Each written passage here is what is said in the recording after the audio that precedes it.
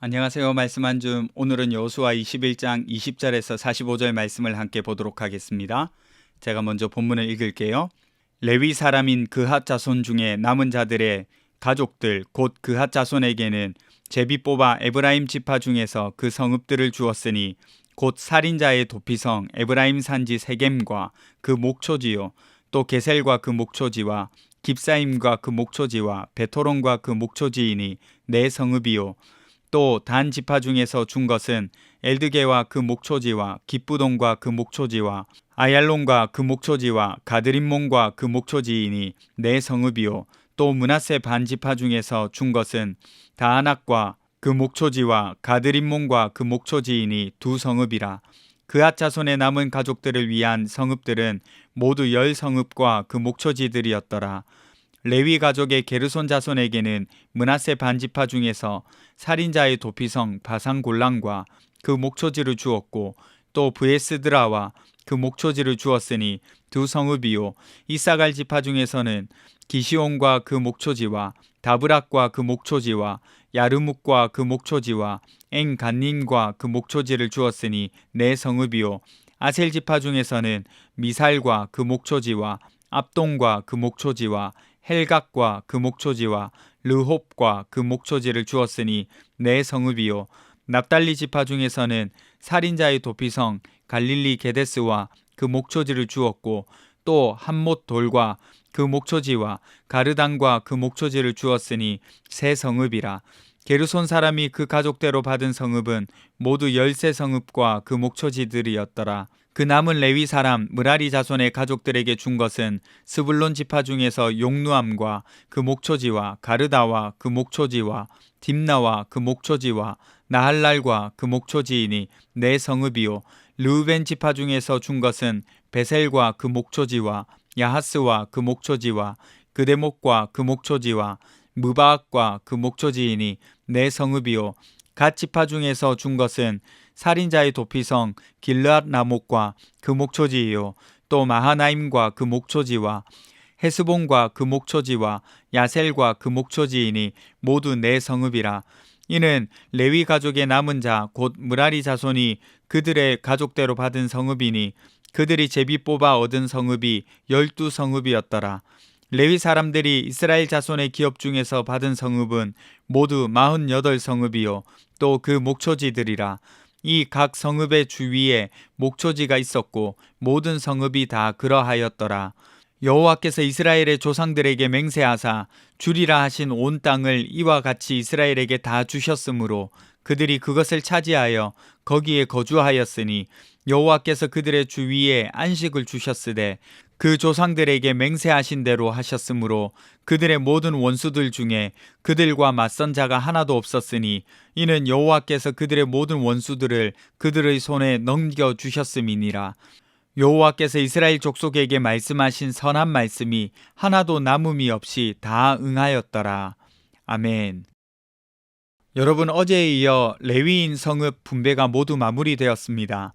제사장 아론 자손을 시작으로 그핫 자손, 게르손 자손, 므라리 자손에게 모두 성읍을 분배하고 41절에 보니 레위 사람들이 이스라엘 자손의 기업 중에서 받은 성읍이 모두 48개와 그 주변 목초지가 주어졌다고 기록합니다. 그리고 이제 결론을 내는데 하나님이 약속하신 대로 이스라엘에 대한 땅 분배, 특별히 하나님이 말씀하신 모든 땅과 그들 주위에 안식이 주어졌다 이렇게 기록하죠. 이스라엘 족속에게 말씀하신 선한 말씀이 하나도 빠짐없이 모두 말이죠. 그렇게 하나님의 언약이 성취되었음을 선언하면서 오늘 본문이 마무리됩니다. 우리는 오늘 이 본문을 통하여서 레위 가족들이 한 지역에 모여 살지 않고 전 지파에 걸쳐서 분산되어서 거주하게 되었다는 것을 좀 주목할 필요가 있습니다. 48개의 성읍에 왜 흩어졌을까요? 북부 지역 중심에 있고 갈릴리, 동북부 지역, 남동부, 요단 동편, 이스라엘 전역에 걸쳐서 48개의 성읍에 흩어져서 살게 되었거든요. 왜 이렇게 흩어져서 살게 되는 걸까요? 이건 단순하게 행정적이거나 흩어져 사는 게 좋겠다라고 판단을 한 것이 아니라 제비뽑기의 결과가 아니라 레위인은 하나님을 기업으로 여기는 자들이고 제사장들을 도와서 성막과 혹은 성전을 섬기는 자들이기 때문에 이들이 이스라엘 전역에 퍼져 있다는 것은 하나님의 임재가 이스라엘 전역에 퍼져 있다라고 말할 수도 있는 것이죠. 왜 이렇게 말할 수 있을까요? 먼저 레위인은요, 그 지파의 성읍에 거주하면서 율법을 가르치는 역할을 해야 했던 사람들입니다. 오늘 본문에 등장하지는 않지만 신명기 33장 10절을 한번 보세요. 주의 법도를 야곱에게, 주의 율법을 이스라엘에게 가르치며 주 앞에 분향하고 온전한 번제를 주의 제단 위에 드리리로다. 이렇게 기록되어 있거든요. 모세가 죽기 전에 이스라엘 자손을 위해서 축복하는 내용 중에 레위에 대하여서 이런 말입니다. 레위인의 본질적인 사명은 율법을 가르치는 것과 성소에서 제사를 봉사하는 것이었습니다. 그러니까 48개 성읍에 흩어진 레위 사람들을 통하여서 이스라엘 전역에서 하나님을 더 자세히 알고 가까이 할 수 있었던 거죠. 만약에 레위 사람들이 성소, 이때로 치면 이제 실로에 성막이 있었는데 이 실로에만 있다면 아마도 하나님의 백성으로서의 정체성을 형성하는데 여러 어려움이 있었을 것입니다. 레위인은 기업이 없었지만 하나님이 그들의 기업이라고 계속해서 기록하고 있잖아요. 그렇기 때문에 그들은 하나님을 이스라엘 지파에게 보여주고 느끼게 해주는 전달자가 되기도 하고 하나님과 연결해주는 신앙의 연결고리가 되어주기도 했던 거죠. 그리고 놀랍게도 우리가 놓치지 말아야 할 것은 이 레위인들에 대한 성읍 분배가 마치고 나니까 약속의 땅에 대한 정복 완성 그리고 안식을 선포하고 있다는 사실입니다. 이거는 즉흥적으로 갑자기 어떤 상황에 맞춰서 이뤄진 제도가 아니라 이미 오래전부터 계획하신 하나님의 뜻이었다는 말이기도 합니다. 여러분, 이쯤 되면 자연스럽게 생각이 들 수도 있겠어요. 아, 레위인은 오늘날의 목사와 역할이 너무 비슷하네? 이렇게 생각하실 수도 있죠. 왜냐하면 율법을 가르치고 예배하는 일을 생각하면 교회에서 말씀 선포하고 예배 인도자 역할을 하는 사람이 목사가 하니까, 그리고 제사한 것의 일부로 생활하는 레위 사람들의 모습과도 비슷하게 목사도 헌금한 것으로 사례를 받으니까 그렇게 사니까 목사네 이렇게 생각할 수가 있겠습니다. 그런데 여러분, 이 생각에는 치명적으로 빠진 것이 하나가 있어요. 뭘까요? 베드로전서 2장 9절에 보시면요, 그러나 너희는 택하신 족속이요 왕같은 제사장들이요 거룩한 나라요 그의 소유가 된 백성이니 이는 너희를 어두운 데서 불러내어 그의 기이한 빛에 들어가게 하신 이의 아름다운 덕을 선포하게 하려 하심이라. 이렇게 고백합니다. 너희는 하나님의 백성이거든요. 왕같은 제사장으로 부름을 받았다. 이렇게 기록합니다. 신약 시대에 머물면서 레위인의 직분은 더 이상 존재하지 않게 되었어요. 이제 부름받은 백성 모두가 왕같은 제사장으로 여겨지게 된 거죠.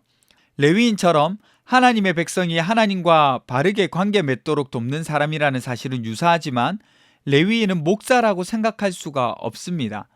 그리고 사실 출애굽기에서부터 하나님은 이스라엘을 제사장 나라라고 말씀하셨어요. 이런 결론이 우리에게 뭘 뜻하는지 아세요? 레위인들이 각 지파에 흩어져서 하나님의 임재를 알게 했듯이 오늘날 교회인 우리도 세상 곳곳에 흩어져서 하나님의 살아계심, 하나님이 일하고 계심, 또 하나님의 계획이 있다는 것을 드러내면서 살아가야 한다는 거죠. 이거는 목사뿐만이 아니라 구원받은 성도, 교회로 부름받은 우리가 우리의 자리에서 하나님을 예배하고 말씀을 전하고 하나님의 사랑을 나타내야 한다는 것을 뜻합니다. 만약에 우리가 이 사명을 잃어버린다면 사사기의 증언처럼 각기 자기 소견에 옳은 대로 행하게 되는 그런 혼란에 빠질 수가 있는 거예요. 그러니까 여러분, 우리는 제사장적인 부름을 받은 소명을 받은 사람, 온 세상에 흩어져서 하나님을 나타내고 하나님의 빛을 드러내는 사람, 산 위에 빛나는 동네와 같은 사람이라는 사실을 기억하셔야 되는 거예요. 그렇게 기억하시면서 오늘을 사셨으면 좋겠습니다. 기도합시다. 첫 번째는요, 하나님의 빛을 드러내는 삶을 살 수 있도록 도와주세요. 두 번째는 흩어진 교회, 파송된 교회로 하나님을 증언하는 삶을 살게 해주세요. 함께 기도하겠습니다.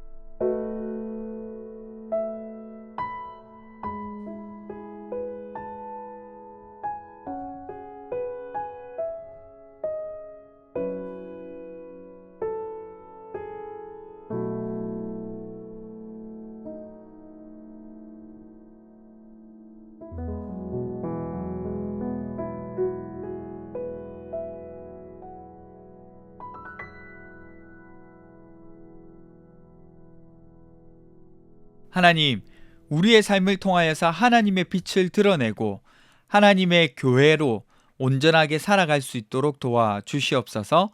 감사드리며 거룩하신 예수님 이름으로 기도드립니다. 아멘. 여러분, 오늘도 빛된 삶을 살아가시기를 간절히 바랍니다.